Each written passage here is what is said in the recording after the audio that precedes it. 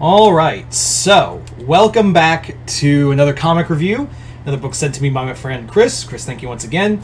And today we're going to be talking about Green Lantern War Journal, Volume 1, Contagion. I think I'll just call it Green Lantern War Journal in the title. Anyway, so Green Lantern War Journal. Okay, here we go. This story is now, to keep in mind, I've now just started reading these are the first, and I do mean these because Chris sent me both this comic and Green Lantern Green Lantern, the Hal Jordan book by that's being written by Jeremy Adams. I have not I'd love to write a Green Lantern story. I have not read a Green Lantern comic in a long time, in a very long ass time, and basically, it is, it's been, like, there's a lot of continuity I've missed from because I haven't read a Green Lantern book since Geoff Johns' era. Like, I feel like everyone collectively just, like, after the Geoff Johns run officially ended, everyone was just like, eh. Like, Green Lantern's just been kind of there. I don't know if there's been any, like, major comics, like like, everyone got mixed things on Robert Venditti's run, and there are other things, like other runs from other writers, but no one's really been like, ooh, a new Green Lantern book. There have been a few miniseries, like, there was one from Vertigo or Young Animals they did called Far Sector, which I really liked. So, but yeah.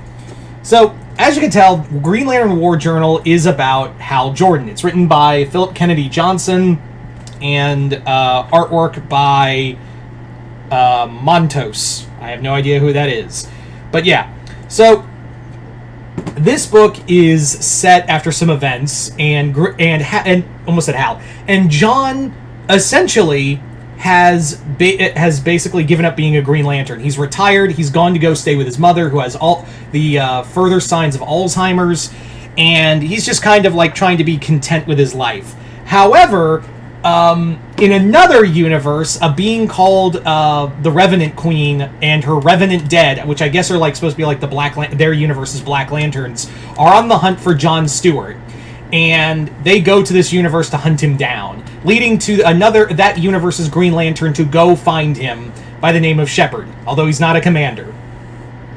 So, also on top of that, John has to deal with the whole thing of the new United Planets Green Lanterns, which are more like a bunch of snot-nosed college kids who got their rings in the equivalent of my dad owns a car dealership. That feels like the equivalent right there.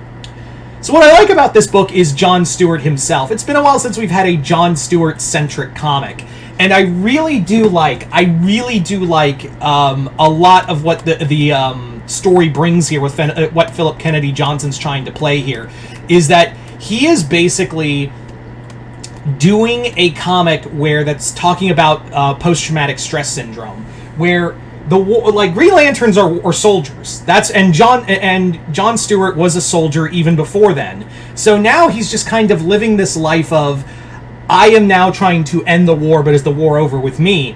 And while we do, I also have a feeling, side note, that Green Lantern War Journal, I have this sneaking suspicion that was a FU to Marvel, because there was always Punisher War Journal. And the weird thing is, there's no War Journal. There's no, John Stewart doesn't have, a War Journal himself. I find that kind of weird that we're calling it Green Lantern War Journal, but, there's no War Journal to be had. I think it was just more of a fuck you to Marvel at this point. So, I really do like that, John is, trying to, no matter what he says of, I'm trying to, stay away from space, I'm trying to, do this, and that, and he's, trying his best to hold on to this life, hold on to a life that has,